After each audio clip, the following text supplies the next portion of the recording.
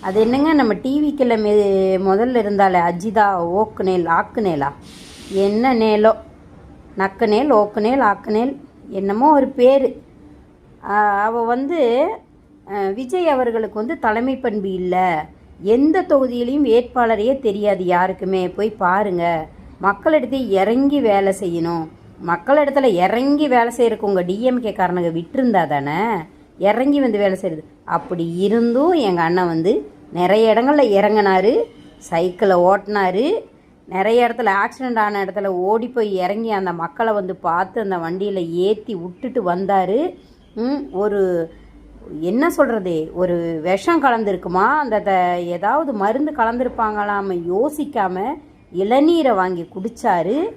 மக்கள் குட்டி குட்டியாக கொடுக்குற பரிசுகளையெல்லாம் வாங்கி வாங்கி நெஞ்சோடு அணைச்சி வச்சுக்கிட்டாரு. இதை விட என்ன ஒரு மனிதனுக்கு தலைமை பண்பு வேணும்னு நீ நினைக்கிற? இன்றைக்கும் மக்களெல்லாம் மதிக்கிற ஒரு சிஎம்மா இன்றைக்கி வந்து போய் உட்காந்து எல்லா மக்களும் என்னென்ன சொல்கிறாங்கன்னு கேட்டுட்டு தான் இருக்கார். ஒரு சின்ன குழந்தை வந்து விஜயங்கள் நீங்கள் உட்காந்துருக்கிற சேரில் வந்து வெள்ளை துணியை போடாதீங்க, அதை எடுத்துருங்க அப்படின்னு ட்விட்டு போட்டிருக்கு. அதை பார்த்து அவர் வந்து அந்த சீட்டில் முதல்ல போட்டிருந்த வெள்ளை துணியை இப்போ வந்து நீக்கிட்டார். அதனால் மக்கள் என்னென்ன சொல்கிறாங்க, அவங்க மனசில் என்ன இருக்குங்கிறத அவர் உணர்ந்து நடந்து ஒரு நல்ல முதலமைச்சராக தான் நடந்துட்டுருக்காரு.